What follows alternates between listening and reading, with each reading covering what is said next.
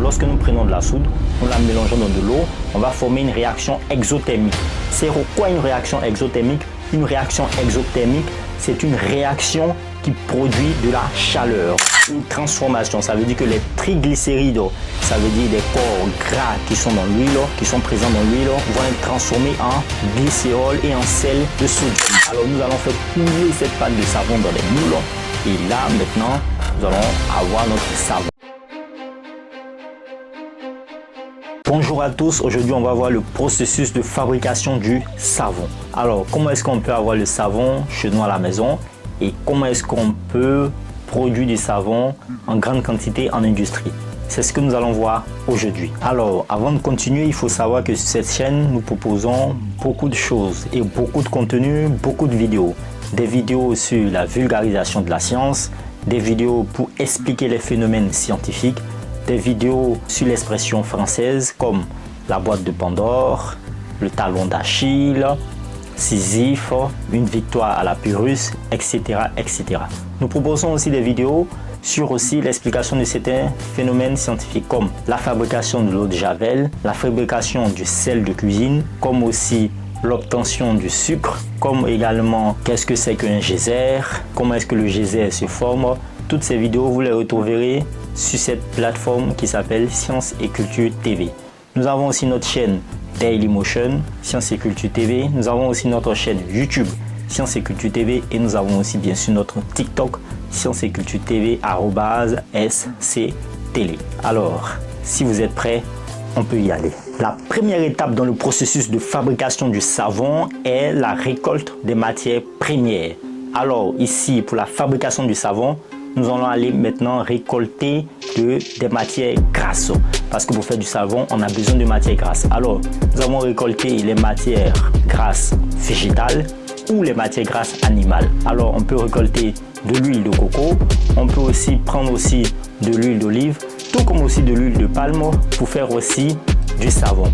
On peut même utiliser aussi des huiles animales aussi pour faire du savon. Lorsque nous récoltons ces huiles, nous allons chauffer ces huiles et aussi les filtrer afin de les débarrasser de toute impureté. Ça, c'est la première étape. Donc, lorsque nous finissons de rentrer en possession de ces huiles et de ces graisses, la deuxième étape va consister à mélanger ces huiles et ces graisses. Ça veut dire quoi? Nous prenons les graisses que nous avons obtenues et nous prenons aussi les huiles que nous avons obtenues. Nous allons les mettre dans un réacteur et nous allons chauffer ces graisses et ces huiles-là afin qu'ils soient homogénéisés et qu'ils soient liquéfiés. La troisième étape dans le processus de fabrication du savon, c'est la préparation de notre lessive de soude. C'est quoi la préparation de la lessive de soude? C'est ce que nous allons expliquer tout à l'heure. Alors, nous allons prendre de la soude et nous allons la mélanger dans de l'eau à une certaine concentration en fonction du savon que nous voulons faire. Alors, lorsque nous prenons de la soude, nous la mélangeons dans de l'eau, on va former une réaction exothermique. C'est quoi une réaction exothermique? Une réaction exothermique, c'est une réaction qui produit de la chaleur. Ça veut dire que lorsque on va mélanger de la soude avec de l'eau, on aura un dégagement de chaleur. Alors pour que ce dégagement de chaleur soit moins intense, qu'est-ce qu'on va faire? On va prendre notre solution et on va la laisser se refroidir. Et à partir de là, nous avons maintenant notre lessive de soude. Donc, nous avons notre lessive de soude et nous avons notre mélange d'huile et de graisse liquéfié. On va maintenant passer à la prochaine étape. La quatrième étape dans le processus de fabrication du savon, c'est maintenant le mélange. Ça veut dire que nous allons mélanger les huiles et les graisses liquéfiées obtenues avec la lessive de soude. Alors, on rappelle encore que la soude, c'est l'hydroxyde de sodium, NaOH. Ça veut dire j'ai un atome de sodium, un atome d'oxygène et un atome d'hydrogène. Et cela forme de la soude ou encore l'hydroxyde de sodium, le NaOH.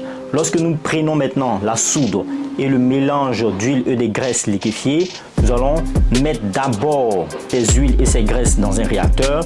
Ensuite, nous allons ajouter maintenant de la soude de manière lente et de manière habile dans ce mélange et nous allons mélanger le tout. Donc, on a notre huile et notre graisse dans un récipient et nous allons ajouter la soude au fur et à mesure sous agitation. Cette réaction où ce mélange est appelé maintenant de la saponification.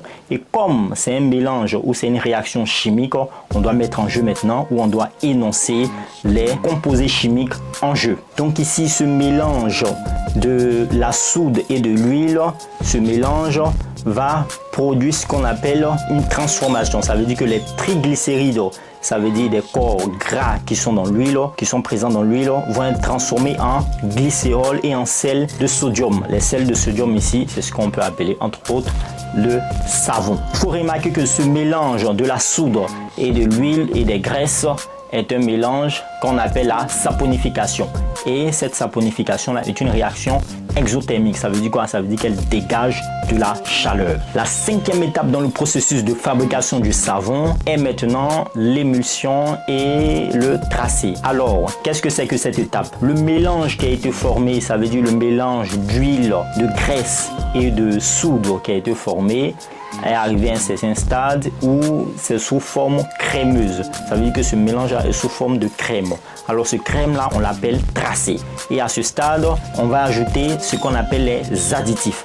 Les additifs, ce sont des composants, ce sont des composés chimiques qu'on ajoute à une certaine réaction ou à un certain composé pour donner de la valeur ajoutée à ce composé, tels que les colorants, tels que le parfum ou des agents exfoliants. Ça veut dire des agents par exemple qui vont augmenter certaines capacités du savon. Ça veut dire qu'ils vont permettre que le savon mousse plus, ou qui vont permettre que le savon soit encore plus résistant si c'est un savon solide, ou qui vont permettre que le savon ait une certaine capacité ou soit plus efficace. Alors c'est à ce stade que nous ajoutons les additifs. Les charges en chimie industrielle, ce sont des composés qui rentrent en fait dans la composition même de l'objet.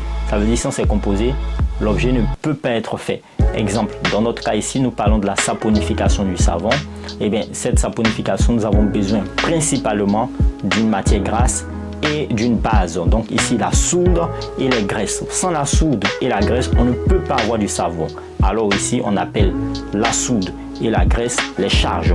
Maintenant, ce qui vient donner une valeur ajoutée à notre produit, ce qui vient donner une valeur amplifiée à notre produit, on les appelle les additifs. Exemple, ici, nous avons le parfum, nous avons les colorants, nous avons les agents exfoliants et tout ce qui peut entrer dans la composition du savon qui vont permettre d'avoir une meilleure qualité de savon. La sixième étape dans le processus de fabrication du savon, on va maintenant amener cette pâte de savon là dans des moules, ce qui va donner une forme du savon. Donc là, si on veut un savon de forme rectangulaire, si on veut un savon de forme sphérique, si on veut un savon d'une forme qui nous est particulière, on peut donner notre forme au savon à partir des moules. Alors nous allons faire couler cette pâte de savon dans des moules et là maintenant nous allons avoir notre savon. Une fois que le savon est coulé dans les moules, on va laisser le savon refroidir pour que le savon puisse se durcir dans ces moules. Et ça, c'est la septième étape qu'on appelle le durcissement.